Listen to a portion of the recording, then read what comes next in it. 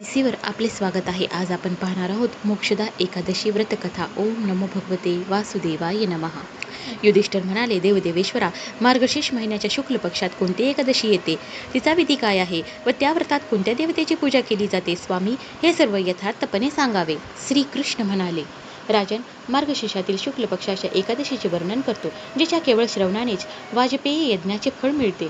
तिचे नाव मोक्षदा एकादशी आहे, जी सर्व पापांचे अपहरण करणारी आहे. त्या दिवशी प्रयत्नपूर्वक तुळशीच्या मंजिरी व धूपदीपाने भगवान दामोदराची पूजा केली पाहिजे. पूर्वोक्त विधीनुसारच दशमी व एकादशीच्या नियमांचे पालन करणे योग्य आहे. मोक्षदा एकादशी मोठमोठ्या पापांचा नाश करणारी आहे. त्या दिवशी रात्री माझ्या प्रसन्नतेसाठी नृत्य, भजन, स्तुतीद्वारे जागरण केले पाहिजे. ज्यांची पितरे पापांमुळे नीच योनीत पडलेली आहेत, त्यांनी ही एकादशी करून आपल्या पितरांना हिचे पुण्यदान करावे. त्यामुळे पितरांना मोक्ष होईल, यात यत्किंचितही संशय नाही. फार पूर्वीची गोष्ट आहे. वैष्णवांनी विभूषित परमरमणीय चंपक नगरीत वैखानस नामक राजा राहत होते. ते प्रजेचे पुत्रवत पालन करत होते. अशा प्रकारे राज्य करताना राजाने एके दिवशी रात्री स्वप्नात पितरांना नीच योनीत पडलेले पाहिले. त्या सर्वांना या अवस्थेत पाहून राजा खूप चकित झाला. सकाळी ब्राह्मणांना स्वप्नातील गोष्ट सांगितली. राजा म्हणाला, ब्राह्मण हो, मी माझ्या पितरांना नरकात पडलेले पाहिले. ते सतत रुदन करीत मला म्हणत होते की तू आमचा पुत्र आहेस, म्हणून या नरक समुद्रातून आमचा उद्धार कर. ब्राह्मण हो, अशा रूपात मला पितरांचे दर्शन झाले. यामुळे मी बेचैन झालो आहे. काय करू, कुठे जाऊ, माझे हृदय भरून येत आहे.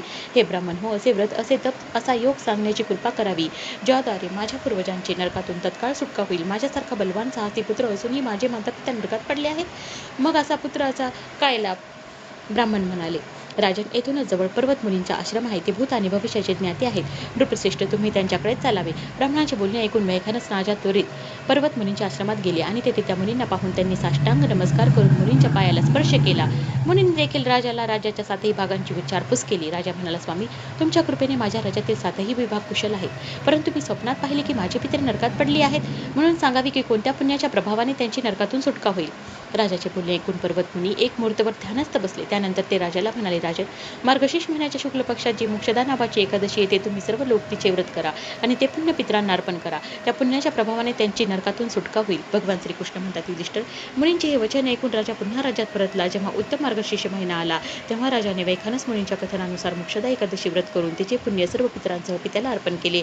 पुण्य देता क्षणभरात आकाशातून फुलांचा वर्षाव होऊ लागला. वैखानसचे वडील पितरांसह नरकातून मुक्त झाले आणि आकाशात येऊन राजाला म्हणाले, मुला, तुझे कल्याण हो, असे बोलून ते स्वर्गात निघून गेले. राजन, जे अशा प्रकारे कल्याणमयी मोक्षदा एकादशीचे व्रत करतात, त्यांचे पापे नष्ट होऊन जातात आणि मृत्यूनंतर त्यांना मोक्ष होतो. ही मोक्ष देणारी मोक्षदा एकादशी मनुष्यांच्या साठी चिंतामणी समान सर्व मनोकामना पूर्ण करणारी आहे. हे महात्म्य वाचल्याने व ऐकल्याने वाजपेयी यज्ञाचे फळ मिळते. ओम नमो भगवते वासुदेवाय नमः.